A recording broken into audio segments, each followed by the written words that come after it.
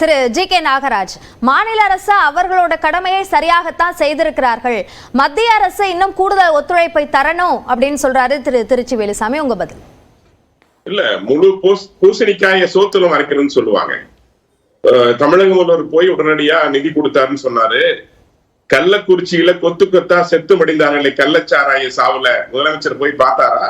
கேரளா மீது உள்ள அக்கறையை தமிழக மக்கள் மீது காமித்தாரான்னு அண்ணன் கேட்கிறேன். நான் கூட்டணி கட்சிக்கிறேன், அதனால அவர்கிட்ட கேட்கிற திமுக யாரும் இல்ல, அதனால நான் அண்ணன் அதுக்கு அண்ணன் பதில் சொல்லிட்டோம். ஒண்ணு. ரெண்டாவது, அமித்ஷா அவர்கள் தெளிவா சொல்றாரு. 2011 மாதவ் காட்ல அறிக்கை மிக தெளிவாக சொல்லுகிறது. அந்த வெஸ்டர்ன் காட் சொல்லக்கூடிய மேற்கு தொடர்ச்சி மலைத்தொடரானது மிகவும் பாதுகாப்பு இருக்கிறது, நடவடிக்கை எடுங்கள் என்று சொல்கிறது. நான் சொல்றது இயற்கை பேரிடரும் திடீர்னு ஆற்றுல வெள்ளம் அதிகம் வருது, கரையோரத்துக்கு இறந்துடுறாங்க அல்லது குளிச்சுட்டு இறக்குறாங்க அப்படிங்கிறது அது தற்செயலாக நடக்கின்ற ஒரு விஷயம். பட் இது ஏற்கனவே அறிவிக்கப்பட்ட ஒரு விஷயம், ஏற்கனவே மிக தெளிவாக சொல்லப்பட்ட ஒரு விஷயம். கஸ்தூரிங்கிற அறிக்கையும் மிக தெளிவாக சொல்லி இருக்கிறது. ஆனால் அதை பற்றி கவலைப்படாமல் ஒரு மத்திய அரசு இவ்வளவு சொல்லியும் கூட கேட்காமல் கடந்த ஒரு வாரத்துக்கு முன்பே அறிவித்தும் கூட தேவையான உதவிகளை ராணுவம் உட்பட அனைத்தையும் அனுப்பி வைத்தும் கூட பிரதமரே நேரில் நாங்கள் தயாராக இருக்கிறோம் அலையுங்கள் என்று சொல்லிய பின்பும் கூட இந்த மக்கள் மீது அக்கறை இல்லாமல் இருக்கிறது கேரள அரசு என்பதுதான் மத்திய அரசுடைய கவலை. அதைத்தான் நாங்க சொல்றோம். நாங்க சொல்லிக்கிட்டோம் ஏற்கனவே, நீங்க இதை செய்யல. அது மட்டுமல்ல, இப்ப ஏன் சொல்றோம்னா, அண்ணன் சொன்னாரு, நம்முடைய வானிலை ஆய்வு செய்யற அவர்கள் சொன்னாங்க, இது குறித்து நம்ம அழகா சொன்னாங்க. இது எல்லாம் முடிவல்லன்னாரு. தொடக்கம், இதுதான் தொடக்கம். நான் சொன்னதுதான் தொடரும். இது அதனால இதை காப்பாற்ற வேண்டிய கடமை கேரள அரசுக்கு இருக்கிறது. இல்ல, இந்த சேதம் இந்த அளவுக்கு இருக்கும் அப்படின்ற அதோட முழு வீரியம் தெரிஞ்சும் தேவையான உதவிகள் அப்படின்றது செய்யப்படுது. அது போதுமானதா இல்ல அப்படின்ற கேள்வி வருதா? இல்லைங்க, போதுமானதுங்கிற பிரச்சனையே இல்ல. அவரே சொல்லிட்டாரு, நீங்க யாரும் வர வேண்டாம் அப்படின்னு சொல்ற அளவுக்கு நிலைமை இன்னைக்கு போயிருக்கிறது. நீ கோயம்புத்தூர்ல இருந்து பாஜக சார்பில் இருந்து லாரி லாரியாக இன்னைக்கு